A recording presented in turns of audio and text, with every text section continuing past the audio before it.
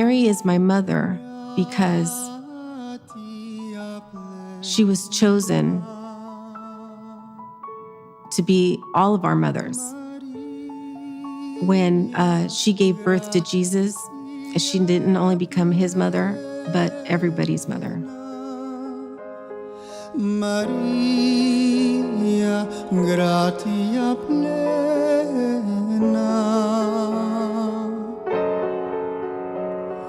Ave, Ave Dominus, Dominus tecum, benedicta tu in mulieribus. I am born and raised here in California. I was born and raised Catholic. I had asked as a little girl to go to catechism. I would go to church by myself because my parents, even though they baptized me Catholic, they didn't attend church. I would walk, I think it was probably 5 blocks to the church, the nearest Catholic church. It was St. Peter Martyr. And I would go there every Sunday by myself. I would sit through the Mass, the Spanish Mass, and follow the lead that everybody else there was doing. And then I would go home. My grandmother and my aunt didn't live far from the church, so there would be some Sundays that I would walk to their house first, and then we'd walk to the church together. When I was a little older, I asked my mom if I could go to catechism. And that was probably 1.5 miles from my house. And I would just go by myself. And they said that they needed parental signatures or whatnot for me to attend. So my mother didn't oppose to it, but she never supported me. She didn't teach me anything. I just felt that that's where I needed to be. I wanted to learn about my faith. I could feel the love that from Jesus and his mother. I believe that they were with me all the time. My childhood was a little rough. My parents were alcoholics, so her love kept me going. She was essentially the mother, my mother to me, even though she wasn't there physically in my heart. She's the one that helped me through my life. Dominus tecum,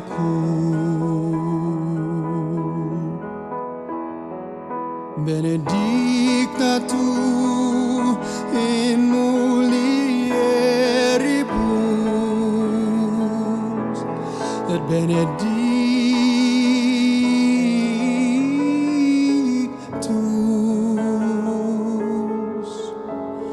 benedictus fructus ventris tui,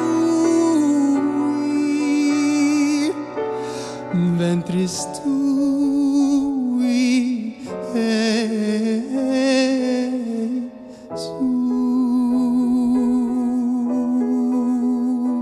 Jesus.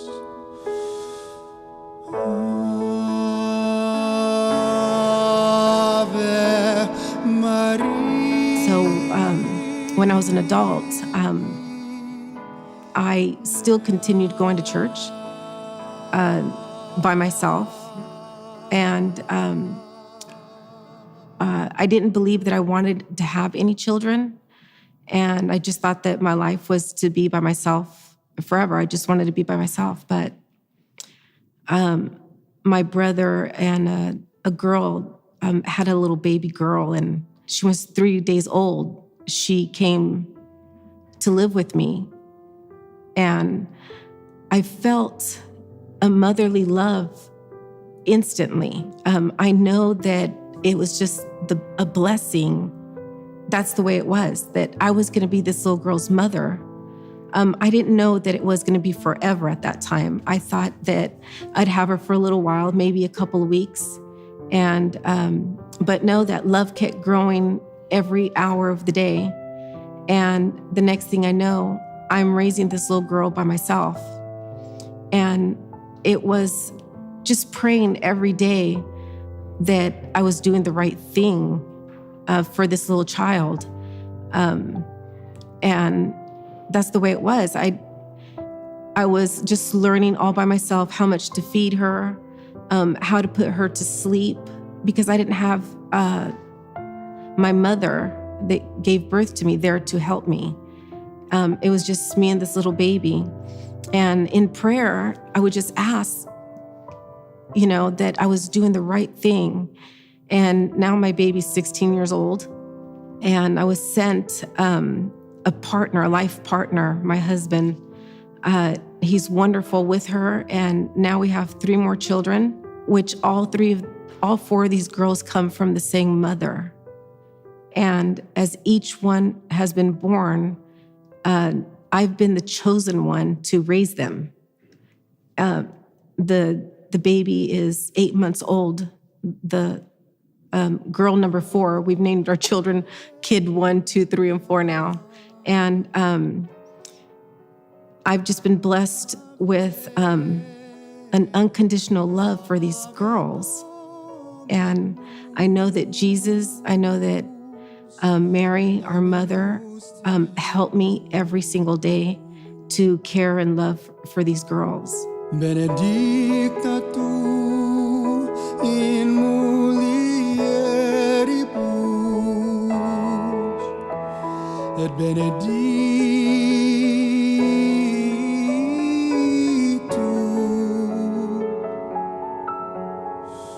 benedictus fructus ventris tui,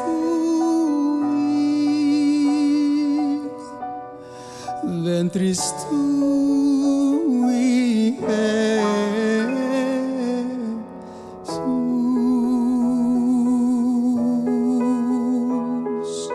Once I was driving with my oldest in the car. She was just a baby at the time. And we were in a horrible car accident.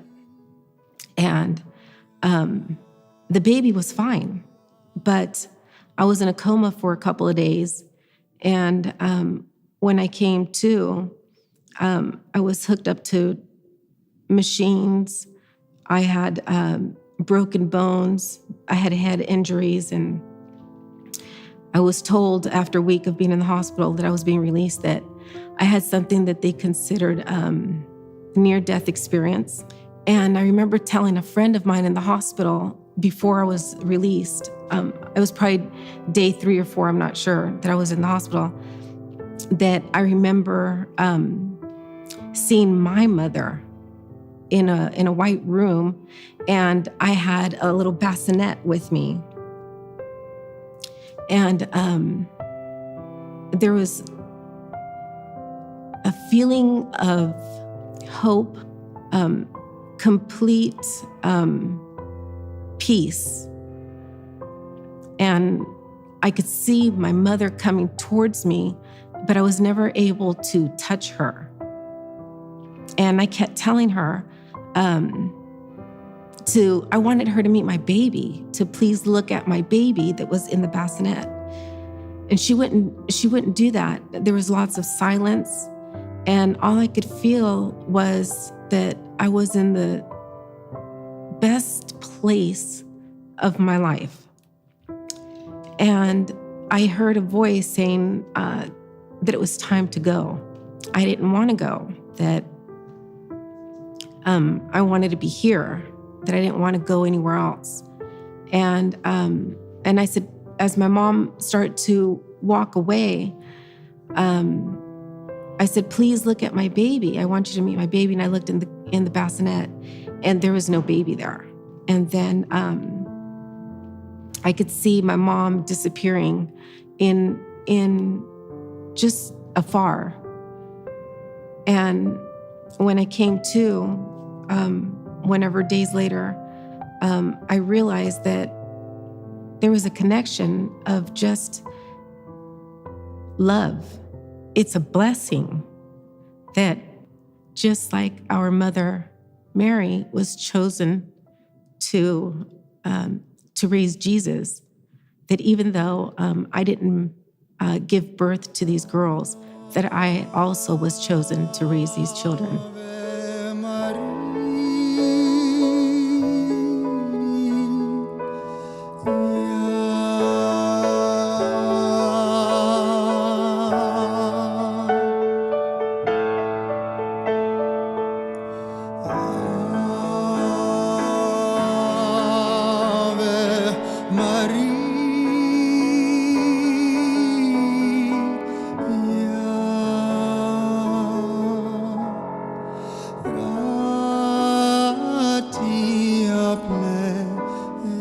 Some people have done research on the number of Marian apparitions throughout the years.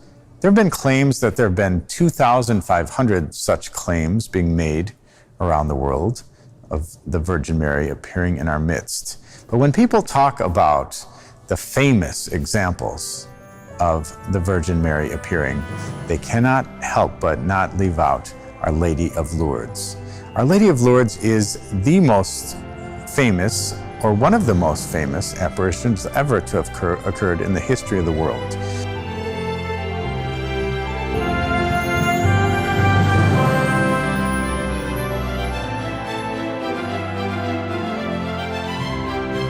When we look at Lourdes, we look at what happened there. We have Our Lady appearing to Bernadette Subaru, a 14-year-old girl who was gathering firewood. And she happened to see this woman there on the first day, which was February 11th, 1858, and for 5 months following that. She identified the Virgin Mary as that one, and Mary spoke to her in the dialect of the French people there, Batres, which is the commoner's dialect. It wasn't the high level of French. And when she spoke to Bernadette, she gave her encouragement and showed her love. And on an occasion, right the second to last apparition, Mary, in fact, told Bernadette to get down on her knees and to dig a hole in the ground there. And the crowds who saw her thought that she was insane, that she had lost her mind. Why was she digging into this mud? Well, sure enough, a spring showed itself and water started gushing forth. And this became the very famous font or bath of Lourdes. Many millions of people have come and washed in that font over the years. And there have been cures that have been claimed. Now, only 69 cures have been approved by the commission known as CMIL at Lourdes, France, but something like 7,000 or 8,000 cures are still awaiting validation. Now, Bernadette retired to a quiet life in a convent, but the legend of Lourdes continued on far beyond that. People have come to Lourdes in the millions over the years to learn the story of the simple, humble girl who first saw Our Lady, and it wasn't until that she reported her as saying, "I am the Immaculate Conception," that it was given any approval by the Church. Bernadette's visions were looked on with skepticism by both the local authorities, who were trying to control the crowds that showed up in the thousands, and the Catholic Church there, who was trying to figure out what was going on, if these were indeed authentic visions. The local church there did not think these were authentic visions at the beginning. It wasn't until Bernadette said that Our Lady called herself the Immaculate Conception. And that's a fairly recent theological term to the people there. And for Bernadette, a 14-year-old simple girl, to know that term, it was absolutely impossible. So they knew that it had to be the Mother of God standing there in their midst. Lourdes became a great place of pilgrimage. They built a basilica there, and millions of people have gone there seeking cures. One of the fascinating phenomena at Lourdes was that they wanted to check to see if Bernadette was indeed telling the truth. So they did this candle test. They lit a candle and they put it under her hands as she was praying.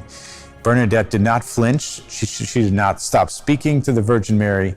She did not take her gaze off the Virgin Mary. It was that scientist who did that test. He converted to Catholicism, and many others knew that Bernadette was telling the truth at that time. Our Lady of Lourdes is considered one of the most famous apparitions in the history of the world. Who is this one clothed with the sun? Who is this one with the moon under her feet? She's the mother of all. She is the mother